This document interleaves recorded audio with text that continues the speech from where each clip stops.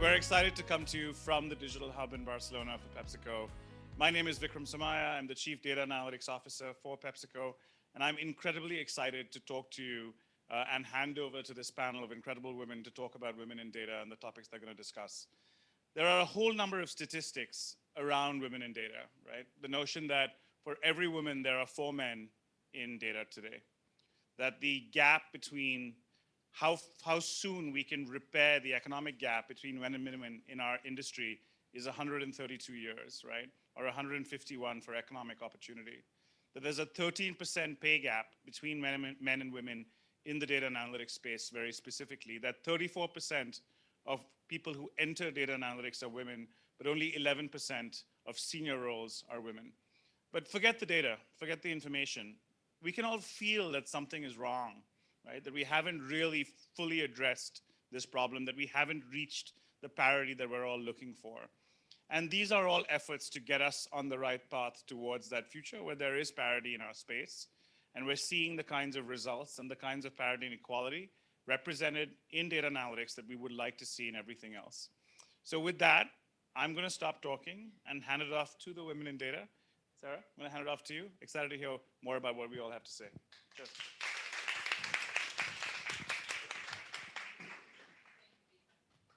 So let me first introduce myself. I'm going to be moderating the panel today. My name is Sara Oliva. I have been 10 years in PepsiCo, and those 10 years in the data space.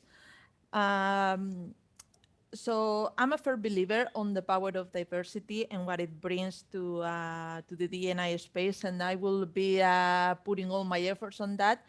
And thanks to the great sponsors that we have from our leadership team in PepsiCo and in strategy and transformation in particular, I can say that I'm a proud member of the D&I committee for this organization. We have great sponsors, and that is the reason that we are here today to foster the collaboration with Women in Data and to hear what these great women that we have here, they have to say today. So let me introduce you to our colleagues. Polly, introduce yourself, please. Oh, hello. Hi, everyone. My name is Polly. So I joined Pepsi as a senior machine learning engineer around a little bit over a year ago. And ever since, I've been a small contributor of the IBP project. Hello everyone, this is Yasemin and I'm from originally Istanbul, Turkey, and around 6 years I'm living Barcelona. And I'm coming from the very strong engineering background. I studied industrial engineering and I did the double major with the computer engineering. Then top of it, I did 2 masters, applied science and also data engineering. And my focus always over the 15 years, unlocking the power of data and driving the insights from the data.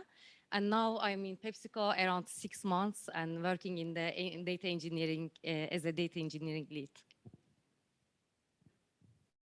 Hello, everyone. I'm Alejandra. I'm part of the service design team as a UX designer.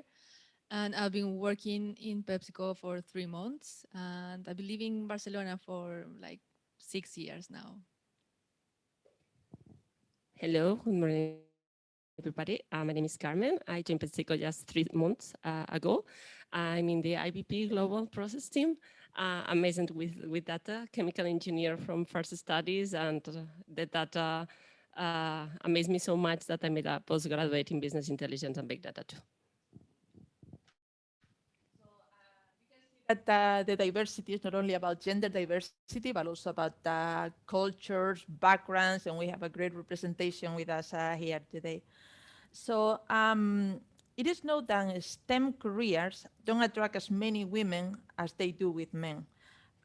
In Spain in particular, even though 55% of the university students are women, only 30% of women are present on STEM careers. When it comes to data, as Vikram mentioned, the ratio is 4 men for 1 woman.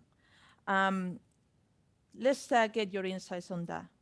Why were you attracted to the world of data to pursue a career on this field?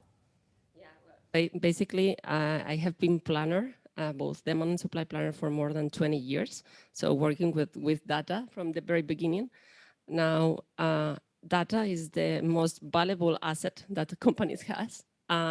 It's something that you really need to have, need to use, need to understand if you want to win in the market. So I was amazed for all that stuff and wanted to go deeper on data. If you get data understanding, you can really have a competitive advantage of whatever you do. So it's really important that we are working on this and taking into account that data is everywhere and it's growing exponentially. So by 3 years, there will be double data that we're currently managing, and this will keep growing and growing. So this is something that we need to go in now.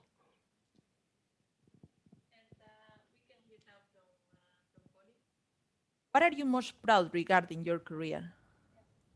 So recently, I think everyone knows that we made a release for IBP redesign, where we built a scalable, flexible, and resilient framework for data integration and feature engineering that can be used by any machine learning project. So this framework provided tangible benefits. One of them was less runtime, around 30% reduction. And last week, we had some platform issues during the prod run, which caused a 9-hour delay. But because of this runtime reduction, the prod run wasn't endangered. So I'm very proud of what we've accomplished. And also I want to thank my team. Without their hard work, this wouldn't be possible. Pepsico is committed to create a diverse environment, and the hiring strategy for the digital hub in Barcelona has proven that. We currently count with 27 nationalities of people represented here. And when it comes to gender parity, in all different pillars of the strategy and transformation organization, we are in line or above the external market. Female talent in the digital hub represents 30%, with a goal of reaching 35% by the end of this year.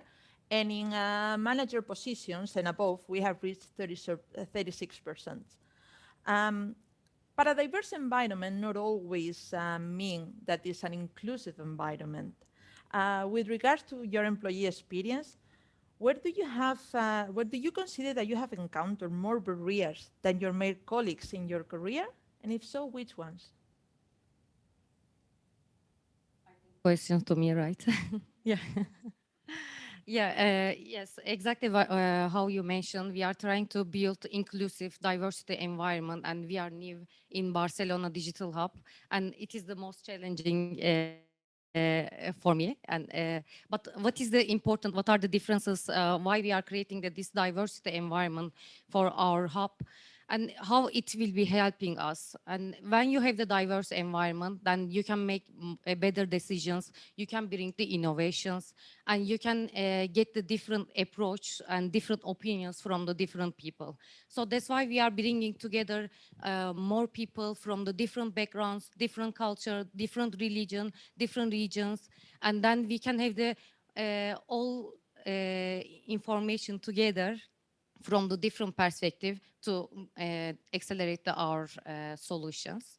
So for my team, especially data engineering team, we are very pure, diverse, inclusive team. We have 7 nationalities. We have very high women in engineering, and especially when we are looking at specific skills in the engineering, it's very hard to attract the females. But I'm very grateful in Pepsico. We are focusing on the diversity, inclusive, open mind environment. In your opinion, Alejandra, do you think there are more barriers for female versus male in the work environment? Yeah, I think so. Personally, in my experience, I remember when I first started to look for my first job. After I graduated from the university, I studied advertising, and I wanted to find a job as a creative or as a copywriter. And after 8 months of applying to different agencies and many different places, I didn't have any reply, even though all my male colleagues were entering in these kind of roles. And then I spoke with one female colleague, and she suggested me to apply for the role that was most suitable for women to be hired. And that role was like the account manager, because it's the role that is like an intermediary between all the communications between the creatives and the clients. So it's like you are a woman and you are better like communicating. So that's where the women are finding jobs. So after that, I just received one reply back as a copywriter, but I didn't have a salary. It was like, you can work here, but we can't pay you because you have no experience. And I accepted, but after 1 week, I just never go back. So I realized that maybe it's not a matter of having less education or having poor or less skills than men. Is something like is bigger, and it's like this bias that is sometimes very unconscious.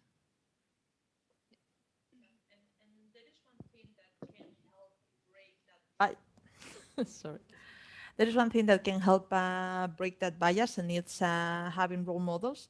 In your opinion, is it important to have role models in digital career? Well, basically, role models are useful for everything, but for data careers or STEM careers, I would say it's even more important. I have two children, 4 and 6, at the age of 8, and there are statistics about that. They don't have any role model on women being engineer like mommy. This is like a man role, you being an engineer or making IT guy, but IT man. So making all these visible, making the visibility that there are not women or men jobs or women or male careers from the very beginning, since that they are children, will help them to really unblock and to break down those stereotypes. So it's really important to have these role models across all the organizations, enterprises, but also society. So it's nothing only about businesses, but also about society. That in strategy and transformation, we have really strong female role models. At the highest of the organization, we have Athena Canura, that is our leader, that is a great example to follow. And then we also have other role models that are here with us on the room today. So with that one, we are here quite okay on that space. And when it comes to the bias in a data digital environment, what would be your experience about that, Polly? Have you experienced any bias in this environment in particular? Hello, hello. Yeah, so I remember a long time ago, I was in a meeting with some people and some executives, not in Pepsi. And one of the executive acted very surprised when I said who my manager was. So he confirmed the name with me a couple of times and then asked which team I was in. And the whole room was just looking at us going back and forth. Then he turned to everyone and said, oh, because her team has the most complex, challenging mathematical formula and most complex engineering. So I was a bit sad that, we still have bias on how tech people should dress. But at the same time, I was pretty flattered because my capabilities were being recognized.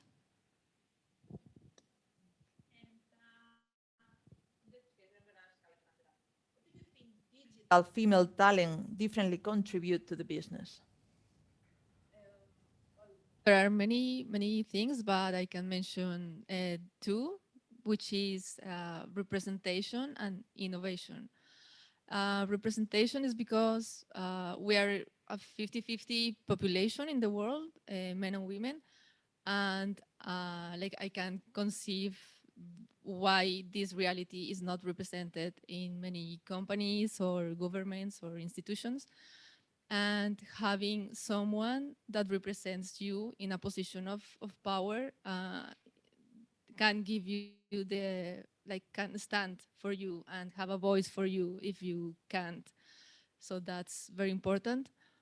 And innovation is because I think diversity is very related to innovation, and we as women have a different life experience than men, and we can contribute with a whole set of priorities and points of view that can help the innovation. And I think this not only it's a matter of gender, that also can apply to race and to sex orientation and nationalities and many other factors. So diversity can contribute a lot. So let's talk now about the future. So there are a lot of challenges and opportunities in this space, and as you know, there is a current gap between the women that study technical careers and, of course, the progression on the work environment. What challenges and opportunities do you think we have in professions that are still considered to be a stereotype? I would say that the first challenge would be probably the technical knowledge, because as you have said, only 30% of the careers related to STEM are included in the female. So few women have this technical knowledge that it's really, really important to have like a base. But on the other side, I think there are a lot of opportunities. So it's never too late to start on getting that knowledge. And what we need to understand is making the support to all the people, all the women that wants to do this kind of work, to support them to really go into it, and that will break the barriers, and then everything will be better. It's a big opportunity, and it should be for everyone. So in your function, which is growing very significantly, we have female underrepresentation. How do you think Pepsico can improve and be more efficient in attracting and retaining female talent? I see many ways actually. One is the right now what we are doing. We are meeting as a woman in data and creating some conference and some organization to reach out more female talents. This is a very good topic. We can attract more female talents. We can reach more female talents, and then explain our background and our journey, our stories. Then maybe we can inspire a couple of them. Maybe we can empower a couple of them. Maybe we can encourage a couple of them. So this is one of the important communication I see. And the second one is as Carmen also mentioned, young talents, young executives, how we can be a role model for them, and how we can share our experience. And as a PepsiCo, now we are engaging with the university, and we are explaining our background, because I was told, I want to share my personal experience. I was told to not study engineering because engineering is not for women for the future. So I studied double engineers, as I mentioned. I did the double master's top of it, and I break the bias, right? And I wanted to share with the other female talents, then they can be more encouraged to not afraid to go to this successful path.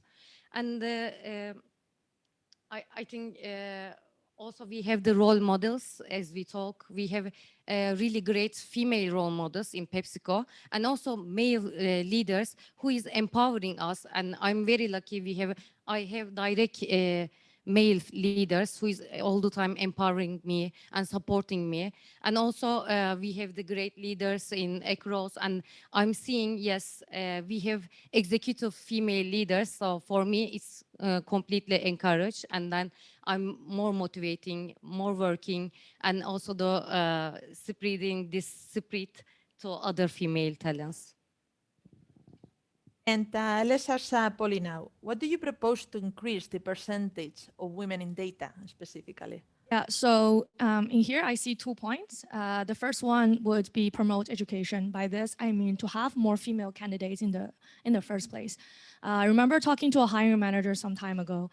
She said the problem is the candidate pool is very imbalanced. I think around 80% male profiles and 20% female profiles, which matches our, like, more or less every 4 men you have 1 woman. So I think the root of this is because we don't have enough females studying in tech or in data-related field. That's why I think by bringing more girls to study in these fields is definitely one of the fundamental solutions. And the second one would be retention. So how do we keep our female talents? One of my best friends recently decided to quit her job after she had a baby because her company wouldn't offer her a part-time contract. And this got me thinking, right? Are we providing enough support for those profiles? Do we have private rooms in the company for new moms if they need to do breast pumping? Do we provide flexible work schedule or even this part-time contract for new parents and so on and so forth? So I think for sure we definitely need a better retention policy for female talents. And I would like to add 1 point and give the example in Pepsico. We recently hired female member in my team, and we are expecting baby. I mean, I'm saying we because we are very excited. So we never think she will be off a couple of months later and what we will be doing in a project. So that's why I want to give example in Pepsico. It is the best place for having these opportunities.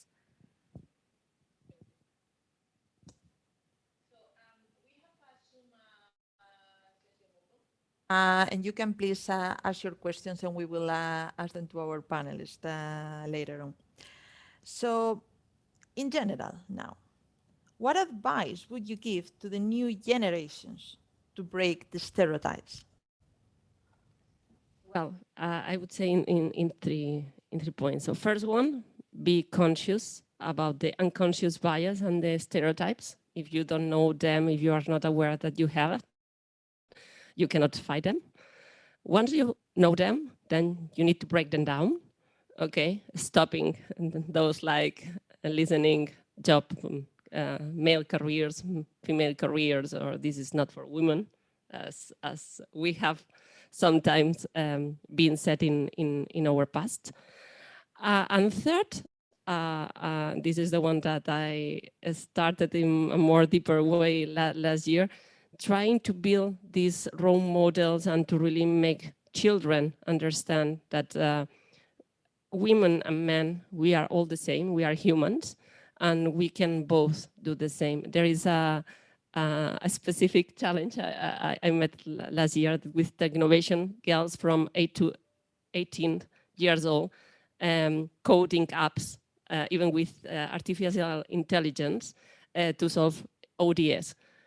And it's amazing, the apps, the applications that they have built just in 6 months to make a better and more sustainable world and fighting for against the climate change. All this kind of stuff, I think it's really important. So they really understand they can do it. And you have the support of all the women, like mentors and ambassadors, or there are a lot of different possibilities that we can all help to make visible us as a woman in STEM and woman in data. What headline would you like to read in the near future? Yeah, through my career, and I'm seeing still we have more way to go for the women occupy the space of importance and what we deserve. So what I would like to say as a headline, and we should break the barriers, and those who after us coming should not struggle the way how we struggle. So we should empower the woman in working in STEM. I would like to open the floor for questions. We don't have any questions on the chat for the moment. Do we have any questions in the room that you would like to ask? Can you pass the microphone?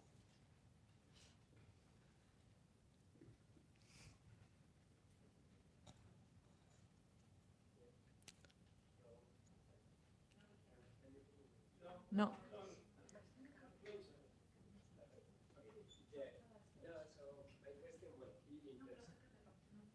Okay, yeah. Okay, now you can hear me. Okay, so well, in PepsiCo, we work with a big ecosystem around us. So we have a lot of third parties working with us.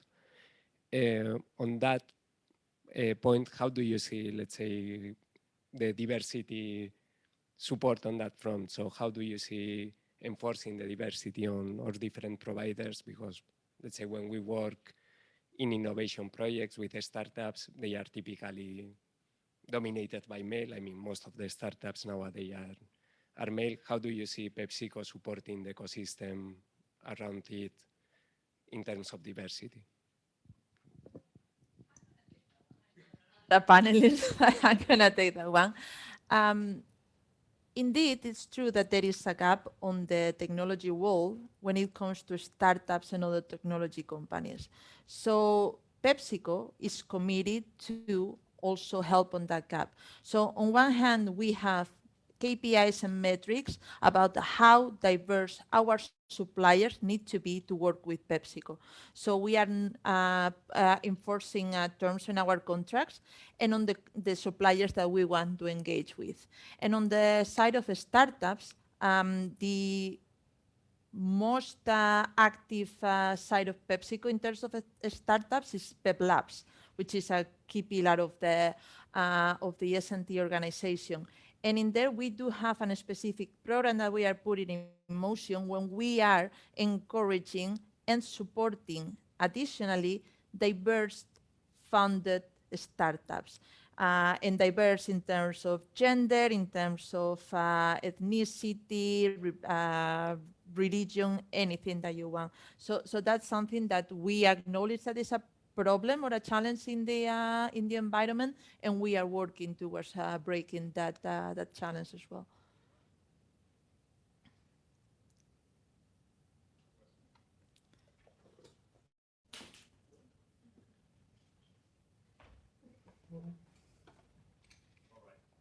Can you hear me? Oh, perfect.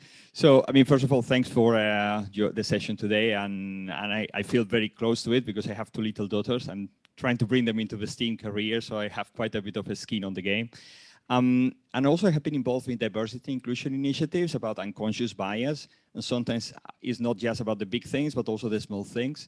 So my question to you will be, what will be maybe the ask that you have for the males here connected over there of what we can do, yeah? Because we really have a big play there to help you, yeah? So what would be maybe your ask of what we can do to really enable you and make a better environment?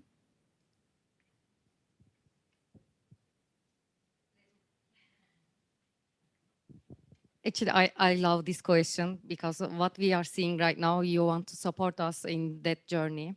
And yes, we are actually, I have been in the one room as the only one woman. So it's, I know how it feels. So what we are expecting from our male colleagues, they should support us and they should also empower us how we can move forward in equality. So we have the one target, we are same, and let's go same target all together. So this is the expectation from our male colleagues. I also want to add that like gender bias is not just bad for women, but also for men. So I think that being conscious about that and like open-minded, just not thinking that we are both different and that's the things that are right now, but being open to having conversation and comfortable conversation between men, which is something very difficult to experience. That can help us a lot because this is not a fight only that we women should like carry on. It's like we are both and all involved in this, and we can build something much better. I just want to add a little bit because Carmen said something before that I think it's very right, is at the end we're all humans. So I think we're just all equal. I think this is very important.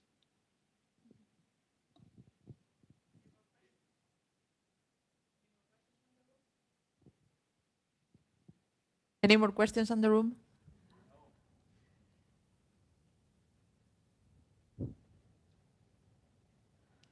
No? Okay, so then thank you very much to our 4 panelists today. They have shared great insights, and I would like to welcome Karen Edwards to do the closing for today.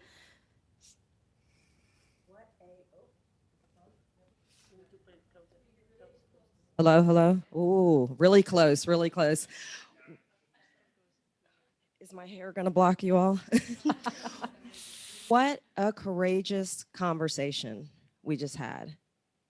I thank you all for joining us for this. It's something that's been in the making for quite a while. And as a lead of our S&T DE&I Council, it's a passion to all of us. For women to really be able to come into this field and feel embraced, it takes all of us. So thank you for the question on how can you help and support us. One of the things that's top of mind for me, we're doing a lot of hiring in the Digital Hub. And we're very intentional as a leadership team to make sure that we are looking at all of the candidate pools to make sure that the pool itself and the pipeline has enough women in it so that we can get more phenomenal women like the women that are behind me that had this conversation today. It's not just a matter of trying to hire quickly to be faster. We can't be stronger or better if there's not diversity within everything that we're doing. I think I'm speaking to an audience that knows that without that diversity of thought, to do the type of work that we do, algorithms become biased. We've seen it in the industry as well. It's up to each one of us as digital citizens to make sure that we're taking that accountability. Within the Diversity, Equity, and Inclusion Council that we lead with Athena as our sponsor, with Teresa and Vikram as sponsors as well, we have sponsorship at every level across all of the teams that you sit on, including Gayatri and Zhao and Juliana. We have HR partners as well, Jen Wells, as well as many members of her team. We're not just intentional about the targets and the metrics, and I sometimes don't even like to use those words because when you think of things as a target, it almost becomes a check the box activity. This is not a check the box activity. Vikram talked about the importance of what we see around us and that it's meaningful for us and that we know that this is a problem that needs to be solved. And I love when you talked about the fact that the pipeline needs to start with the youth. Girls need to see women in our positions. I want girls to also see that all colors need to be represented. So it's back to the points that were made. It's every aspect of diversity. It's LGBTQ as well. It's everything. It's holistic. We are all humans. So again, I thank you because this is a part of a series with Women in Data as an organization that we partner with. So we're going to do a very similar activity in Dallas. And Martha Roos is going to partner up with me along with Michael Clevenger and David Patron, Senor Patron, as I like to call him. But we want to keep this conversation going, right? It's not a point in time activity. It's not something that we just wanted to do today and then drop the conversation. Diversity, equity, inclusion is embedded within the DNA of what we do at PepsiCo. I've been here for 24 years. Always been a strong champion of our employee resource groups and a passion for women as well. So this is something that's very exciting for me because I look at all of you and I see a lot of men and allies in the audience. It's also not a conversation that women should just have with women. There's no education in the male population that helps to bring us in the pool if we do that. So we want speaker series, podcast. I want to hear from you as well, to know what's most meaningful to the Digital Hub so that we can come back and we can make sure that this becomes an enriched series of several activities and conversations that we can have together. So again, I just thank you for that. I want to thank especially Sonia, Marissa, Sarah, many others that I didn't get to see because I wasn't here that were working behind the scenes to put this together today. How seamless It came off today. It looks like we've been planning for a long time. We've been planning for like a week and a half or something, right? But it also shows how quickly you can do this and how it really can touch the heart. So thank you for that. Thank you for Jennifer Haley from our Global TA team for helping us with the Partnership for Women in Data. And because this will be recorded, thank you to Justin and Kelly from Women in Data, who also will be broadcasting this to the broader community. And there is a chapter of Women in Data that is in Barcelona. So let's find other ways through partnership to be able to team up and to make this an even more powerful, ongoing conversation. So thank you today for joining us. I appreciate it. Thank you, Sarah, for moderating, and thank you to all of you for the insight that you've given us today and for being so vulnerable.